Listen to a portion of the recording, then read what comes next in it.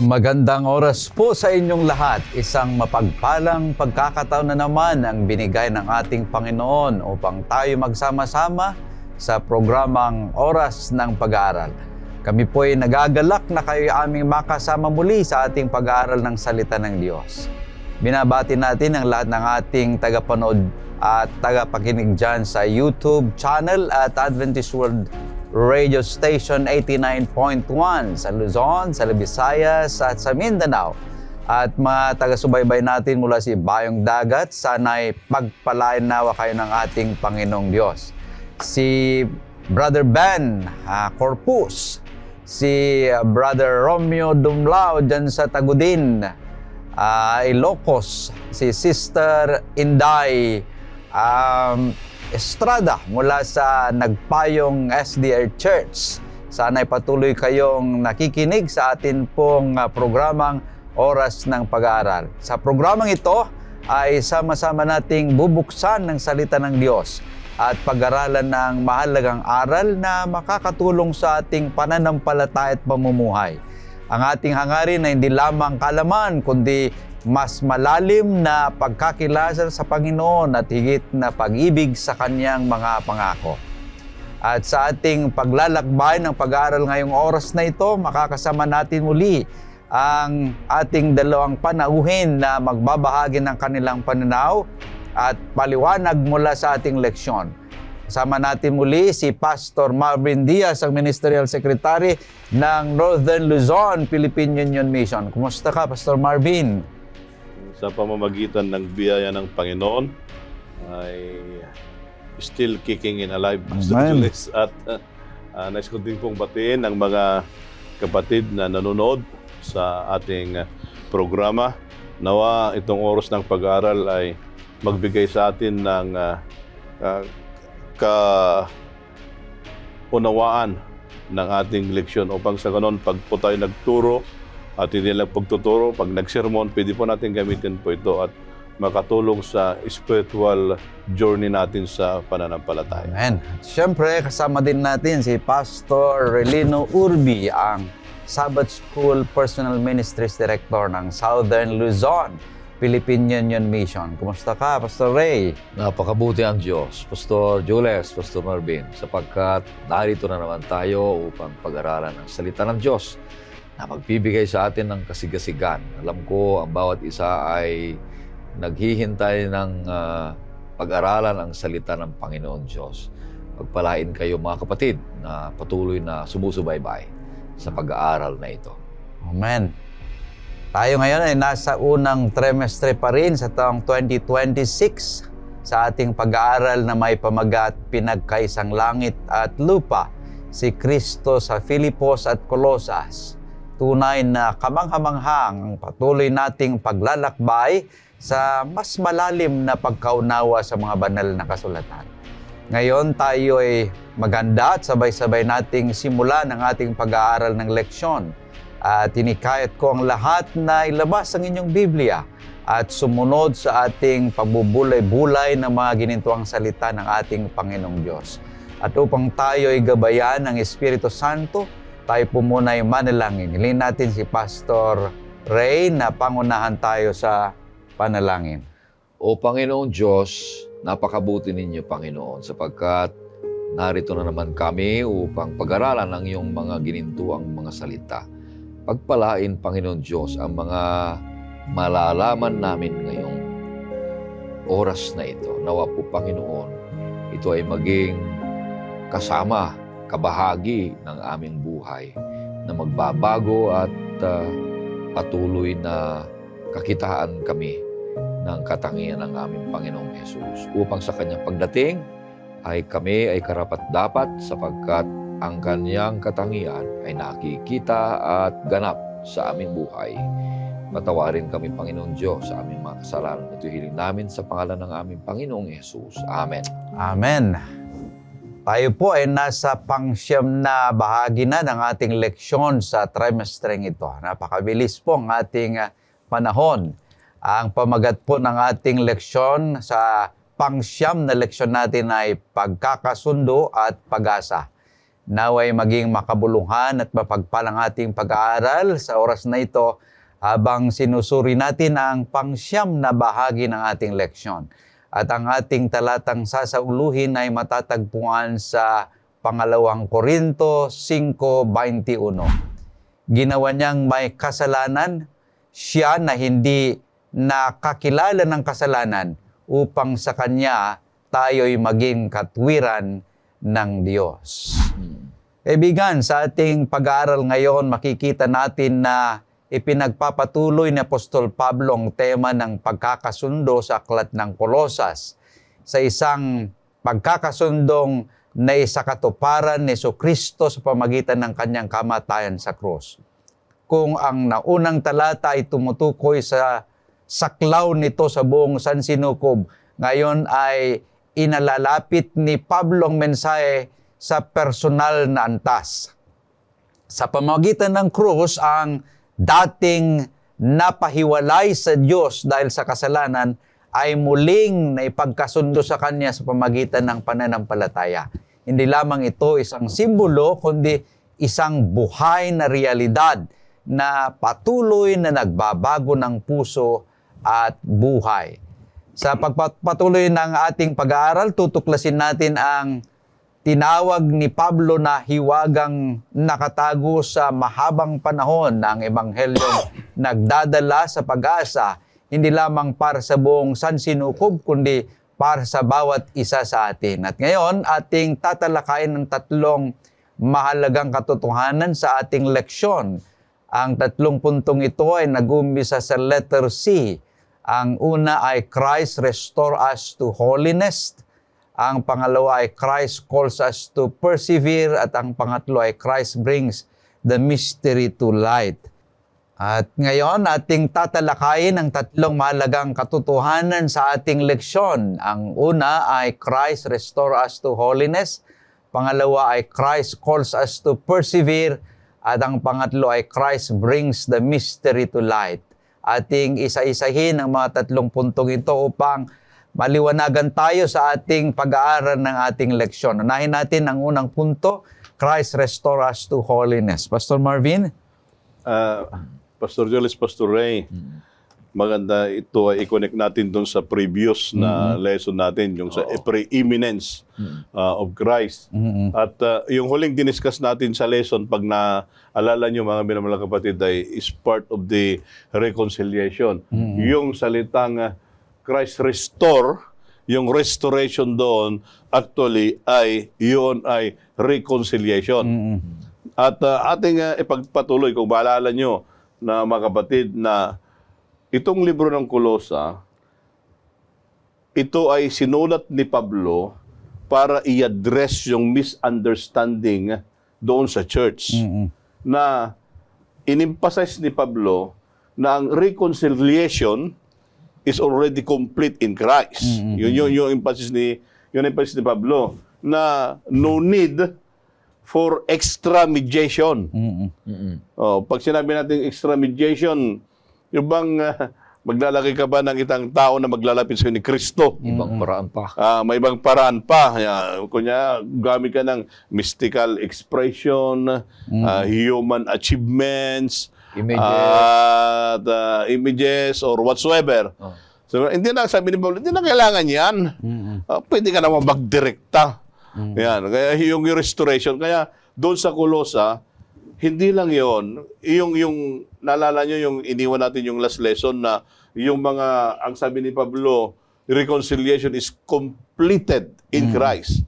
Once you are, minsan kayo ay napalayo, you are alienated, you are hostile in mind, you are enemies, sabi doon, then you are wicked. Now, let's have now the power of reconciliation. Now, sa verse 23, ano ang sinasabi doon sa verse 23? Kung kayo'y nagpapatuloy na matatag at matibay sa pananampalataya at hindi nakikilos sa pag-asa sa ebanghelyo na inyong naririnig na pinangaral sa lahat ng mga nilalang sa silong ng langit, akong si Pablo ay naging ministro ng ebanghelyong ito. Pag titignan natin itong itong text, ang sabi doon sila sa English, if indeed you continue in the faith, pag kayo ay nagpapatuloy sa pananampalataya. Ang una kasi, Pastor Jules, Pastor Ray, na lumalayo tayo sa Panginoon ay dahilan sa kasalanan. Sin alienated us through mind and through relationship with each other. Then kinakailangan natin, yung reconciliation is achieved through Christ's sacrifice. Yun ang reconciliation na mangyari doon. Yung cross, yun yung bridge. To bridge the gap between a sinner and a Savior. Yung cross na yon. Kaya sabi doon, once kayo alienated, once kayo are wicked, once kayo kaaway, but the cross made it possible. Kaya pag titignan natin, God will restore us. Yun yung restoration. It is the question of reconciliation. Para ganon, ang sabi doon, to holiness. Kaya sabi doon, you continue in faith, grounded and steadfast, and are not moved away from hope. Dapat hindi kayo mawala doon sa pag-asa. Tignan, ito yung sinasabi ni Pablo. Kaya yung mananampalataya, dahil nahiwalay sila sa Panginoon, ngayon ang nangyari sa kanila, they are now accepted in Christ Jesus. Amen. Kaya pagtitignan po natin, mga minamahal na kapatid, yung ating identity ay yung reconciliation. Hindi yung past. Ang Panginoon, siya yung nag-initiate of reconciliation. Pag siya nag-initiate ng reconciliation, the sinner to Savior. Kaya niligtas tayo. Now, in practical sense, minsan sa buhay Kristiyano, ayaw natin magpatawad. Sasabihin natin, papatawad kita pero hindi ko makalimutan yung ginawa mo. Huwag ka nang humarap sa harap. Tapos ang sabihin na, hindi isang araw, mayroon din akong panahon para sa'yo. Di ba mga ganun ba na conversation? Now, dito mga minamahal na kapatid, pag titignan po natin, ay yung restoration is possible. If restoration is possible, holiness also become possible through Christ. Kaya kinakailangan yun na sa isang mananampalataya, once we are restored, then we need to walk in holiness sa pamamagitan ng biyaya ng Panginoon. Yun yung nandito na kaisipan na aking nakita. Nakakita ko din dito, Pastor. Pareho din dito sa verse 23. Ito na yung halos pinakasentro Pabalik-balik tayo rito Dahil doon sa last lesson natin ay patuloy pa rin ngayon. Na yung unang punto naman natin ngayon ay Christ restore us to holiness. Yun yung pinakamisyon ni Kristo. Yung reconciliation nung nakaraan, mga kapatid. Ibalik tayo. Bakit? Saan? Pala, to holiness. Sa kabanalan, yan ang sinasabi niya dito. Kaya pumunta si Kristo dito para maibalik tayo sa ating kalalagyan na yung dating kalalagyan ay kabanalan. Dahil ang Diyos ay banal.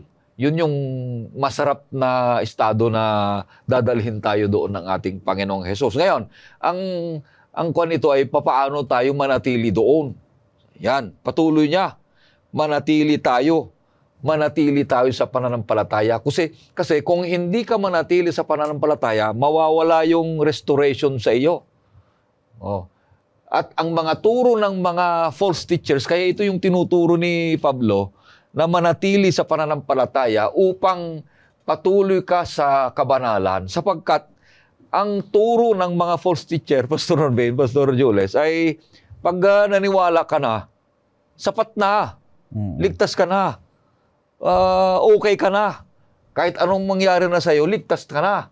ay hindi, dito sa banal na kasulatan, hindi, kailangang manatili, di ba sabi niya dyan, mamalagi sa pananampalataya. At papaano mamalagi sa pananampalataya? Mayroong step na sinasabi niya, papaano mamalagi sa pananampalataya? Anong sabi niya dito, Pastor Ray? Mabaon na, nababaon at matitibay. Pagkatapos, pag nabaon ka sa matibay at yung sa ugat, naiugat ka, sabi niya dito, hindi ka na makilos at mayroon ka ng pag-asa. Ganda, no? Pag-asa ng ebanghelyo ng kaligtasan.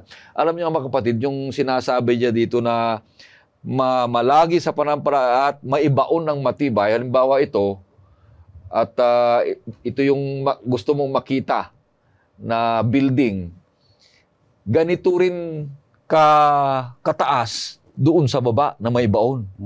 So kung gaano kataas yung building, ganon din sana kalalim yung ilalim, pundasyon, para hindi ito basta matumba. Na habang palalim ka ng palalim, merong narinig akong nabasa kong kwento dyan Palalim siya ng palalim, palalim siya ng palalim dahil pinatungan siya, yung isang kwento ng isang tanim, dahil pinatungan siya ng mabigat, pinatungan siya ng mabigat doon sa tapat niya, di hindi na siya makaakyat sa taas. Hindi na siya makakyat. So, ang ginawa niya, palalim na siya. Nung palalim ng palalim, palalim ng palalim, hanggang nakuha niya yung connection ng tubig. Di wala na siyang magagawa kundi magtaas. Kaya na niyang itaas yung nakapatong sa kanya.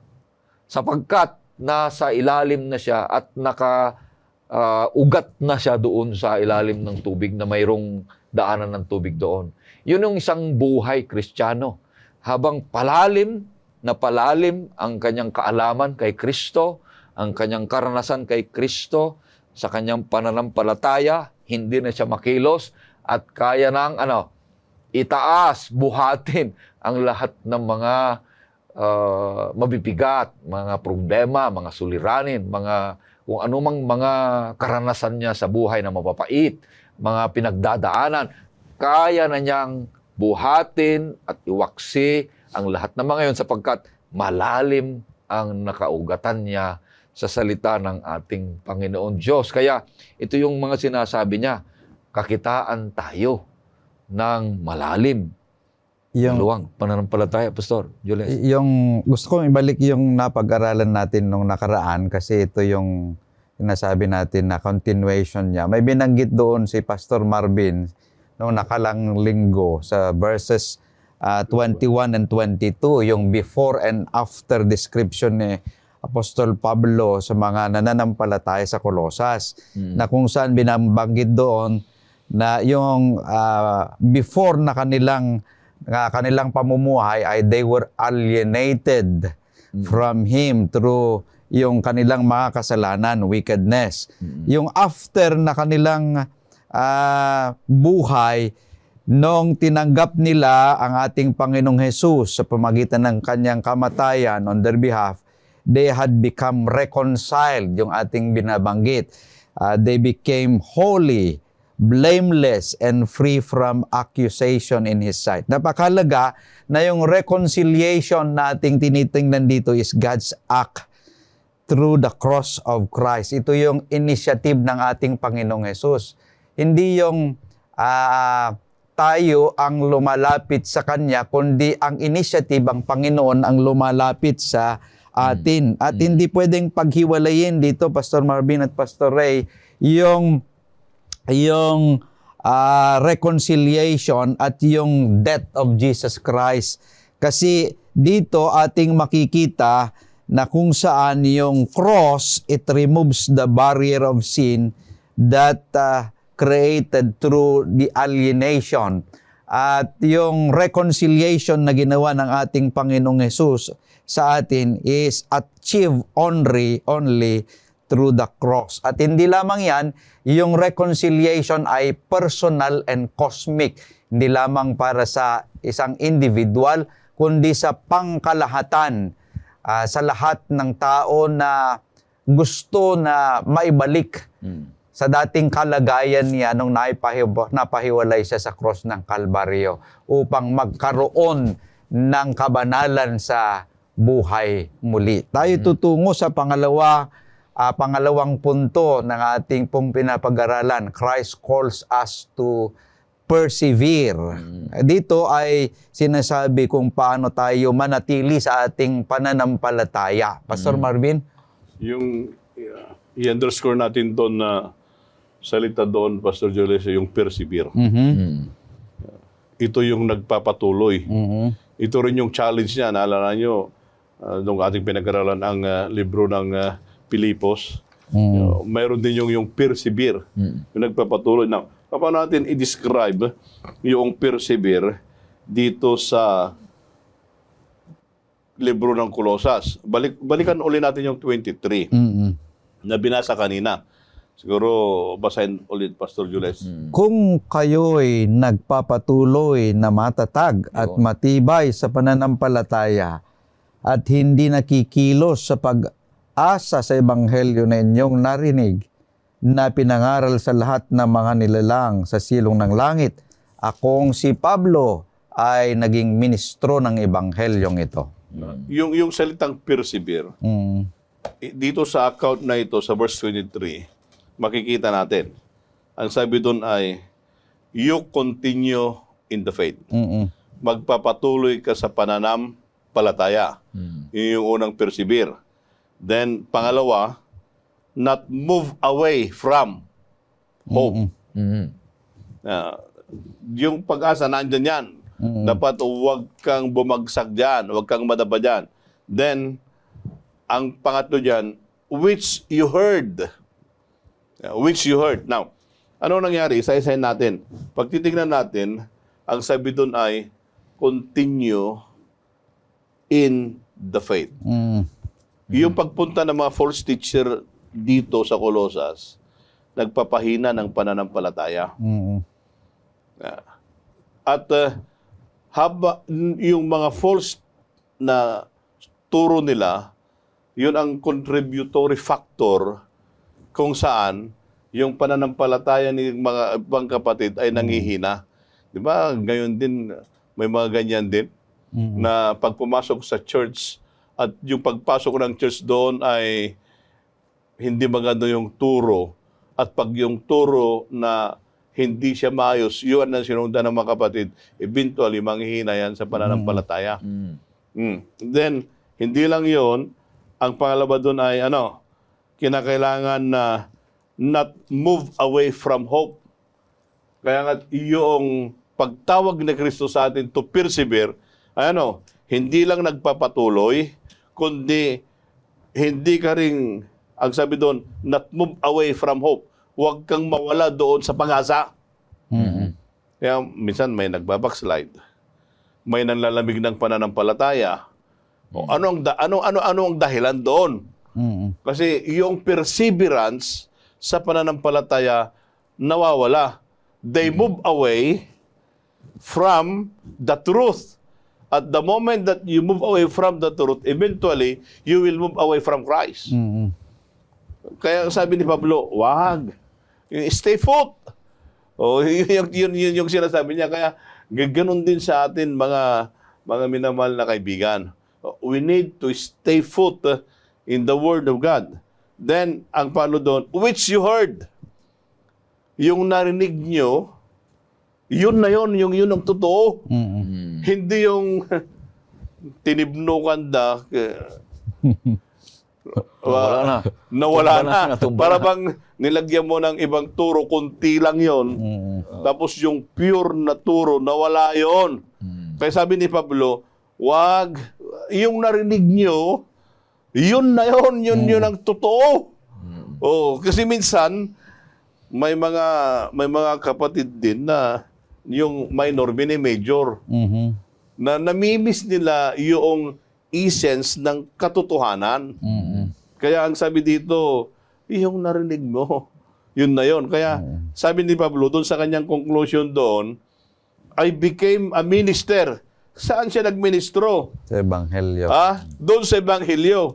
Doon sa pagpapatuloy ng pananampalataya doon sa pagiging matapat nila doon sa pag-asa at doon sa kanilang narinig. Kaya, ang sabi ni Pablo, tinawag kayo ng Panginoon. Yung perseverance, ang ibig sabihin niyan ay genuine faith through endurance. Yun pala yun eh. Kaya, para bang, para bang si Ayala, si Alex Ayala, pag nanonood kayo yung tennis na nangyayari, the endurance, nandun yon. Kinakailangan din pala ang endurance sa ating pananampalataya. Kaya ang sabi doon, Christ called us to persevere, to endure. Yung endurance na yon, ay we need, kaya ang sabi doon din sa verse 23, the endurance will come if we are grounded. Kaya yung team song natin, grounded In the Bible. in the Bible. Yun yung nagbibigay ng endurance. Stay grounded in the Word of God. Hindi stay in the false teaching of others. No. Stay grounded in the Word of God. Yun, para sa ganon, magiging matapat tayo sa pananampalataya. Kaya yung encouragement ni Pablo sa Colossian Church, yun din ang encouragement sa atin ngayon, that we need to be steadfast in our faith at hindi tayo magalaw sa tibay ng ating pananampalataya. Whatever the circumstance will come, then nandun pa rin tayo matapat na nanatili sa ating Panginoon. Tama. Ako'y nawiwili sa kagandahang loob na pinapaliwanag dito ni San Pablo Pastor Marvin, yung mga paliwanag mo Kaya dito rin talaga tayo bumabase ng lakas na ang bawat nananampalataya ay maibalik ang ating katangiang dati na hinahanap ng Panginoong Hesus na nawala sa atin. Yun yung holiness, yung kabanalan. Dahil ang Diyos ay banal, paano tayo magiging manatili sa kabanalan? Tayo ay mananatili sa pananampalataya.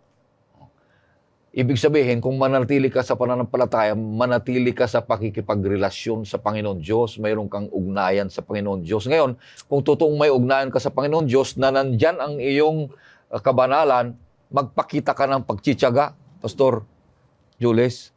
Yung taong hindi nagtsitsaga, na may kabanalan ba siya? Sa pananampalataya, wala na. Kaya kung hindi ka nagpatuloy, ibig sabihin, wala kang pagtsitsaga. At kung wala kang pagtsitsaga, hindi ka kasi umaasa. Kasi yung hindi umaasa, walang pagtsitsaga. So wala kang pagtsitsaga, wala kang kabanalan. Dahil wala kang relasyon kay Kristo. Kaya nga sabi ni San Juan narito ang pagtsitsaga ng mga banal. Bakit?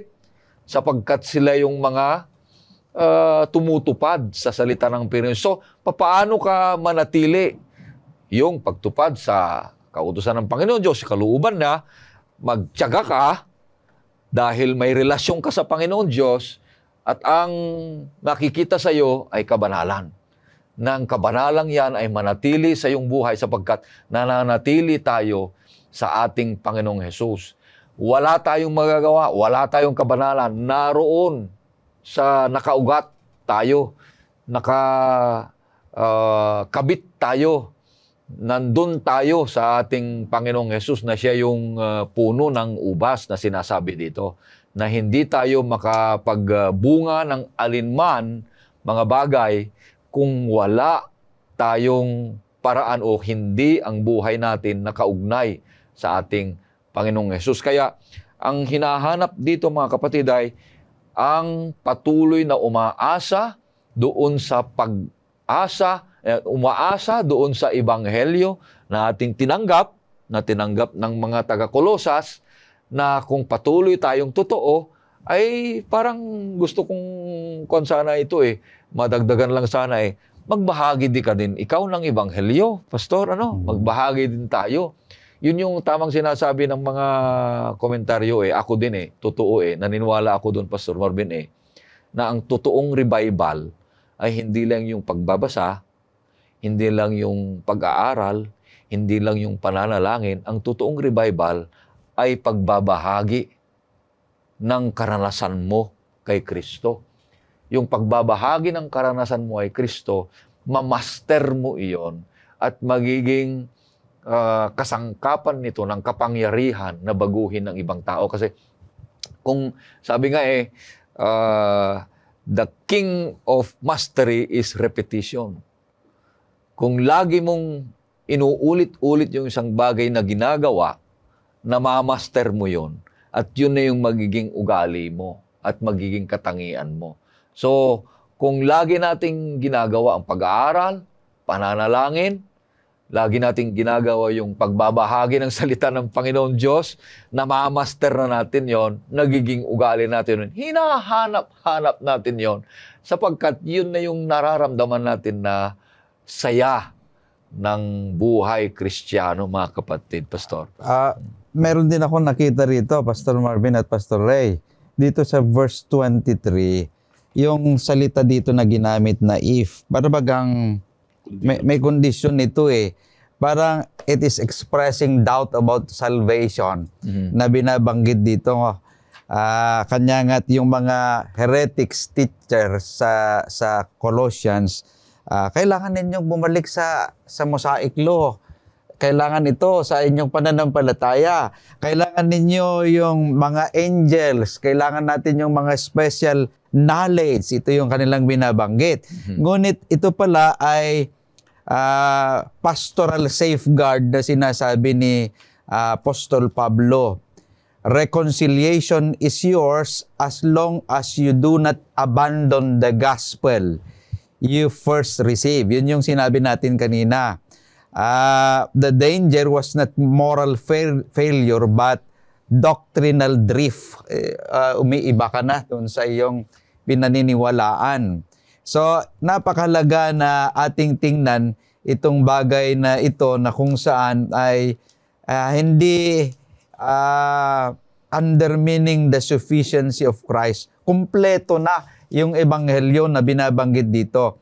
Yung if na binabanggit dito ay ni Apostol Pablo calling them to remain consistent in their faith. So kailangan yung sinasabi natin kanina na to persevere sa ating pananampalataya na kahit na ano ang pagsubok sa ating buhay, magpatuloy tayo sa ating pananampalataya at sa ating paglilingkod sa ating Panginoong Diyos. Napakahalaga ito na ating titingnan dahil ang bagay na kung saan ay kung minsan nagda-doubt tayo sa ating paglalakbay sa sanlibutan ito sa mga nangyayari sa ating buhay. Ngunit ang sinasabi sa atin ni Apostol Pablo ay kailangan na manatili lamang tayo dahil sa ating Panginoong Hesukristo ay kumpleto na ang lahat ng bagay. Sufficient na sa ating Panginoong Hesukristo. At wala nang kailangan pa na iba. So, reconciliation is yours as long as you do not abandon the faith. Dati sinasabi sa Ilocano, ti pa nagtalikod, ako'y kuyog na tilunod. So, kailangan na persevere in faith. Ano mang mangyari sa ating buhay, ay magpatuloy tayo sa ating paglalakbay. Pastor Joles, kung hindi ka ba sumimba ng araw ng Sabat, ay nanatili ka pa ba? Sa pananampalataya? Oo. Lumalayo ka na. Lumalayo ka na. Nandyan na ang kaligtasan mo. Papatunayan mo lang na ikaw ay patuloy na naliligtas kung ikaw ay manatili sa pamagitan lahat ng mga kalooban ng Panginoong Diyos. Pero kung huminto ka na, Pastor Marvin, lumalayo ka na doon sa kaligtasan. Halimbawa, ito ay yung sinasabing persevere, yung pagtakbo na sinasabi ni San Pablo, na kung ang tumatakbo ay kagaya ng isang mananampalataya na inumpisahan mo ng tumakbo at patuloy ka hanggang makamit mo, makakamit mo talaga ang tagumpay. Pero kung huminto ka na doon sa pagtakbo, hindi ka na makakapagtuloy, hindi mo na makukuha yung gantimpala na isinaad sa atin ng Meron ating Panginoon Diyos. Meron kasing link, Pastor Ray, yung reconciliation doon sa perseverance nating pinapag-aralan. Yung perseverance, ito yung fruit of genuine faith. Hindi ito price ng salvation. Hindi yung sinasabi natin na magsimba ka para maligtas. Hindi. Kundi yung perseverance is the fruit of your genuine faith. Na kahit anong mangyari, nagsisimba ka pa rin. Yan. Hindi ito yung price ng salvation mo. Dahil nandun na.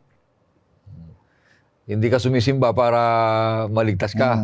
Ganon. Yun, Okay, napakalaga, napakagandang ating talakayan. Tayo.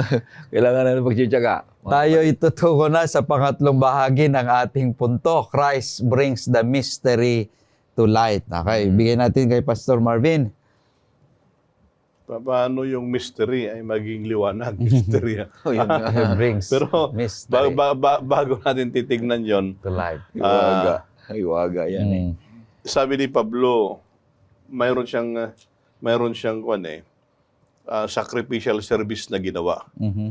Tingnan natin, verse 24, 25 at saka 26. Ngayon, nagagalak ako sa aking mga pagtitiis alang-alang sa inyo. At sa aking laman ay pinupunan ko ang kakulangan sa mga paghihirap ni Kristo alang-alang sa kanyang katawan na siyang iglesia. Ako'y naging ministro nito ayon sa katungkulang ipinagkatiwala ng Diyos sa akin para sa inyo upang lubos na may pahayag ang salita ng Diyos.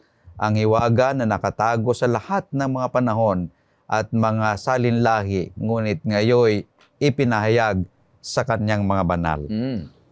Tingnan natin na sabi ni Pablo doon sa Colossian Church, sabi niya, I now rejoice in my suffering for you.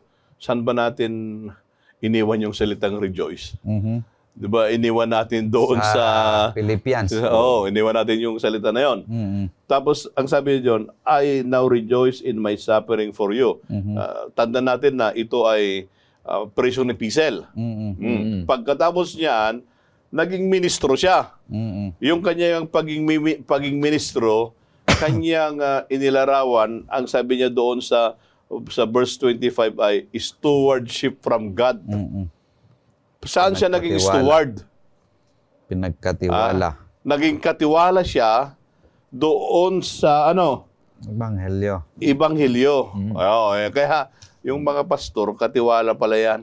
Yung mga nagbabahagi, pastor ka man o anong klase, pag ikaw ay nagbabahagi ng salita ng Panginoon, ikaw ang stewardship. Ikaw ay katiwala. Ikaw ay steward. Pag steward, dapat ang ituro mo tama, steward nga Tagapamahala nga yun Tagapamahala. Pag hindi ka nagturo ng hindi maayos, hindi good steward yon.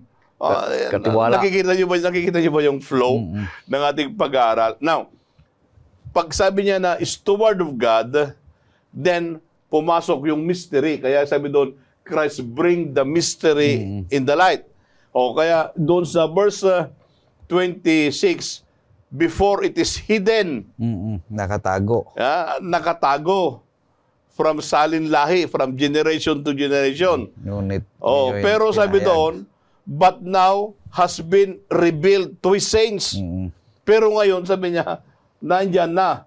Ano ba yung mystery na tinawag yun? Was hidden.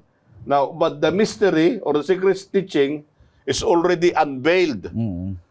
Paano nalukaisan sa Ilocano Paano na-unveil yun? Nabuksan. Paano nabuksan?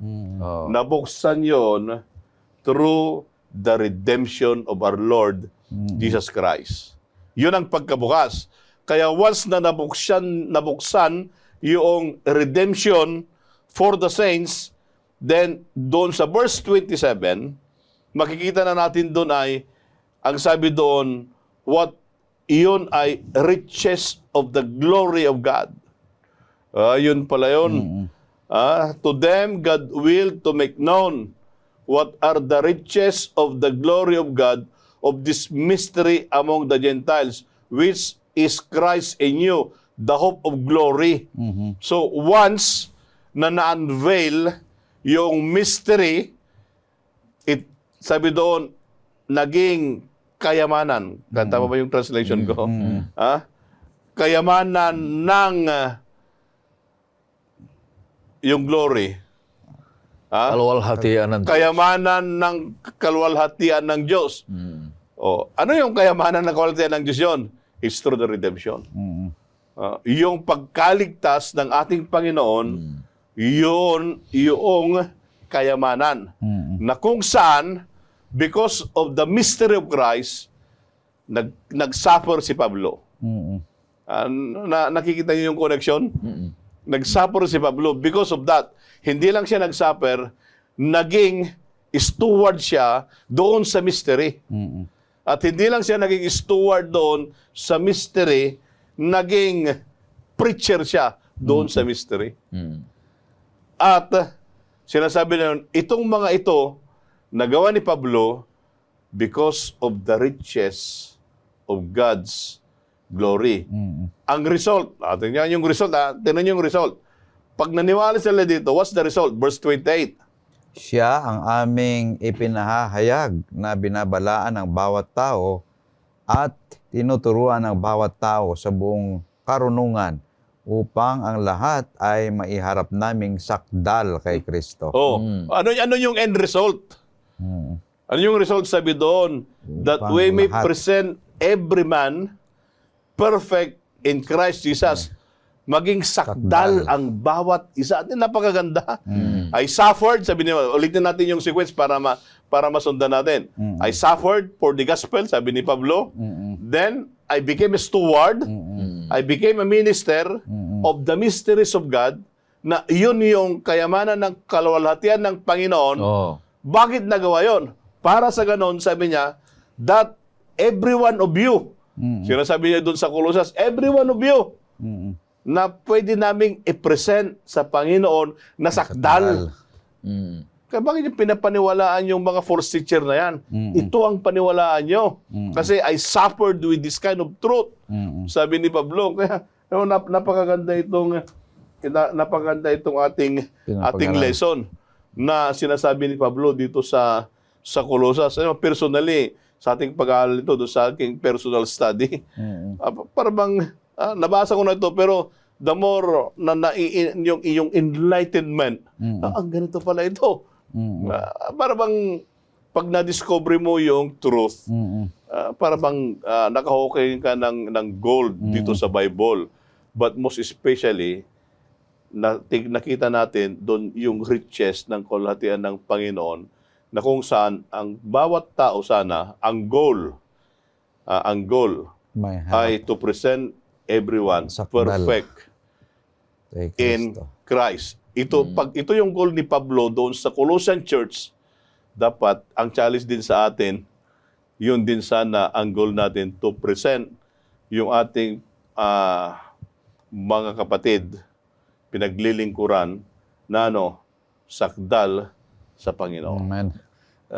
Napakaganda nito sa kabilang banda kasi talaga ito yung mga napakatitibay na mga salita na binabanggit ni San Pablo sa taga-Colosas, sapagkat sinasabi ka natin noon pa ngayon na ang mga false teachers ay iba talaga yung itinuturo nila. Kaya pinapatunayan dito ni San Pablo na ito yung totoong matibay na totoo na sinasabi ko sa inyo, sapagkat karanasan ko, nakita ko na ito ay mga totoong turo galing sa Diyos na ipinagkatiwala sa akin. Sapagkat yung mga ibang turo, mga false teachers, ay yung mga turo galing sa kanila, tradisyon nila yon na wala namang basihan na nagbabago ng buhay ng mga tao. Nanggugulo nga lang ito kaya nga tinawag noong nakaraan ay aso mga nangsisira ng mga kawan Kaya na ang kanilang mga kaisipan ay nasa makamundong paraan Kaya ito ang sinasabi niya na ako ang tagapamahala ng Diyos na ang hiwaga na ipinagkaloob sa akin. Na yung hiwagang yan, mga kapatid, ay yung pinakapundasyon sa lahat kung bakit, sabi ni Pastor Arben, naghihirap siya, siya ay binabato, siya ay ikinukulong dahilan dito sa hiwaga na hanggang sa kamatayan ay hiwaga. Bakit? Yan ay nagbabago sa buhay ng tao. Yan ay plano ng Diyos na ipahayag sa bawat isa sa atin. Kapatid, ginamit ng Diyos si San Pablo. Naranasan ni San Pablo ang kahirapan, ngunit ang kanyang saya ay doon sa ipamalita ang hiwaga, na yung hiwagang yan ay si Kristo Jesus, na ang mission nito ay upang i-reconcile. Yun. Ibalik ang kalagayan, ibalik ang relasyon, ibalik ang ugnayan ng tao at Diyos. Walang kakayanan ng tao, di ba, Pastor? Para maibalik niya yung kanyang relasyon sa tao, kundi si Kristo ang gumawa. Siya ang nag-initiate. Siya ang dahilan para maibalik tayo sa Kanya, mga minamahal kong mahal. Kaya ang hamon dito, mga kapatid, sa praktikal na buhay natin, ay bilang mananampalataya, ay wag lang tayo basta sumimba, wag lang basta tayo nakikinig, wag lang basta tayo ay nakikipagbahagi sa loob ng iglesia, kundi ibahagi natin ang misyon ng reconciliation na ang pinakatema ng ating leksyon ngayong buong trimestre, pag-isahin ang langit at lupa. Kaya ikaw at ako, mga kapatid, malaking hamon. Si Kristo ay nasa langit na, si Pablo ay patay na rin, Pastor. So ano na ngayon? Tayo na ang kanyang mga tinawag na kanyang mga alagad upang ang misyon natin ay reconciliation. Yan ang hiwaga ng pagbabalik ng relasyon. At ito yung ugnayan sa ating Panginoon. Napakasarap yung isang tao na nawawalan ng landas, nawawalan ng pag-asa, hindi siya nakapagpapatuloy sa kanyang pananampalataya. Nariyan ka upang sagipin, upang palakasin, upang palaguin at tapikin at bigyan pansin ang kanyang mga kailangan. Kapatid ko, malaking hamon ito sa iyo. Huwag nating sayangin ang kaalaman natin. Walang kwenta ang kaalaman. Ang kaalaman ay hindi sapat, kundi ang kaalaman ay magbigay sa atin ng karunungan. Kasi malayong magkalayo doon, Pastor, yung kaalaman kaalaman at karunungan magkaiba alam mo yon, pero pag hindi mo ginagawa, walang kwenta. Pero pag ginagawa mo yung alam mo, magiging karunungan yun. Pastor Jules. Itong nakita ko rito, gaano kaya kalaki ang kayamanang ito? Sinasabi sa verse 27. Sabi ay kung gaano kalaki ang mga kayamanan ng kalwalhatian ng hiwagang ito. Gaano kaya kalaki ang kayamanang ito? Na sinasabi niya na ito ay pinakita sa gitna ng mga hintil.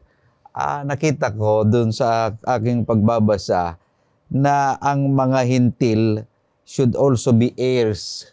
Sila rin sana ay magmamana dito sa sinasabi ni Apostol Pablo, hindi lang mga Hudyo, kundi lahat. Kanya si Kristong nagdala ng hiwagang ito upang maging liwanag sa lahat.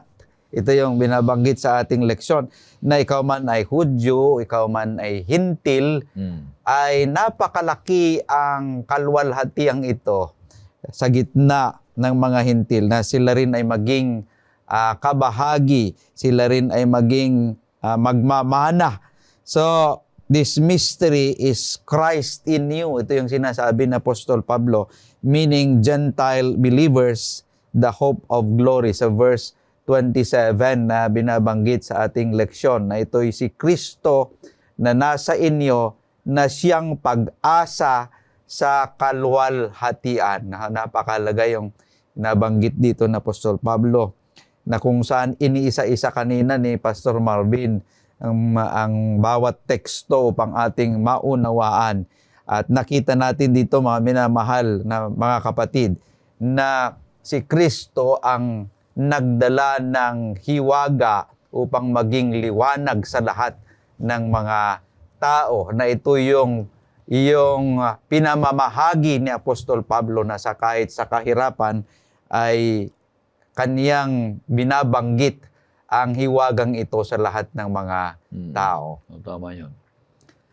Kaibigan, mula sa kabuuan ng ating makabuluhang pag-aaral ay pinapaalala sa atin na ang salita ng ating Panginoong Diyos ay tunay na pagkakasundo at pag-asa, at matatagpuan lamang ang pag-asang ito sa ating Panginoong Hesukristo, na sa Kanya tayo niligtas mula sa ating makasalanang nakaraan, tinawag na manatiling matatag sa pananampalataya, at binigyan ng pribilehiyong makibahagi sa pagpapahayag ng walang hanggang plano ng Diyos.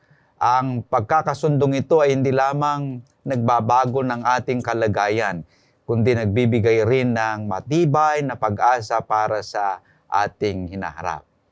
Kanya nga't minamahal naming mga kaibigan, naway suriin natin ang ating sarili. Tayo ba'y patuloy na nananatili kay Kristo at namumuhay ayon sa Ebanghelyong nagbigay ng tunay na pag-asa? Abang hawak natin ang pagkakasundong ito na mula kay Kristo Jesus, naway maging tapat tayong tagapagpahayag ng pag-asang matatagpuan lamang sa ating Panginoong Hesukristo. Maraming salamat sa ating mga panauhin na sina Pastor Marvin Diaz at Pastor Relino Urbi sa kanilang pagbabahagi ng kalaman at inspirasyon mula sa ating leksyon. Tunay nga na napakayaman ng ating naging pag-aaral sa oras na ito. Gayon din tayo nagpapasalamat sa lahat ng nakibahagi at nakinig sa atin sa ating programang Oras ng Pag-aaral. Naway pagpalain tayong lahat ng ating Panginoong Diyos. Tayo po muna ay makinig ng isang tanging bilang. Katapos ay hilingin natin si Pastor Marvin na pangunahan tayo sa panghuling panalangin.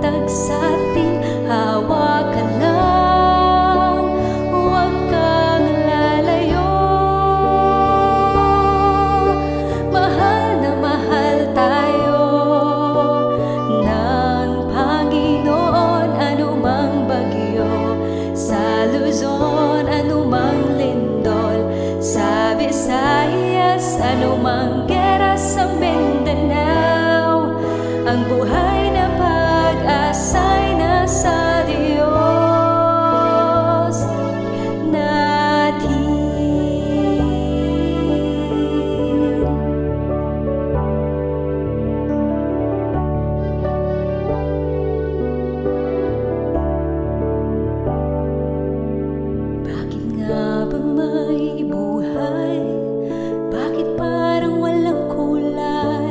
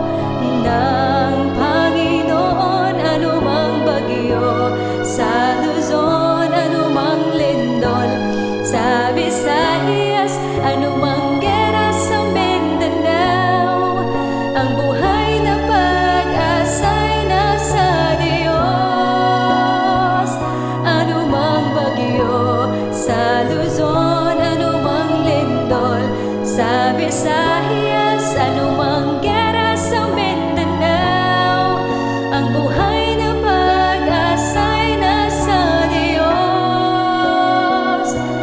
natin.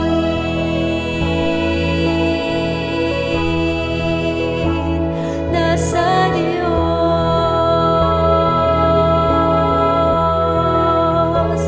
ang pag-asa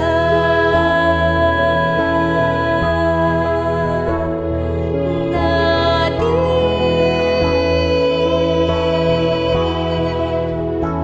Buhay na pag-asa. Dakilang Diyos. Tunay po na napakahalaga ang reconciliation. Amen. At ang reconciliation na yan ay hindi po namin magagawa sa aming pansarili.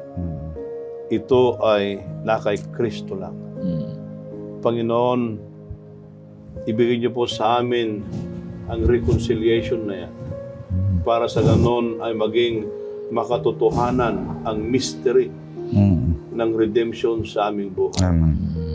Panginoon, nawa ang basbas ng langit ang siyang maranasan ang bawat isa sa amin.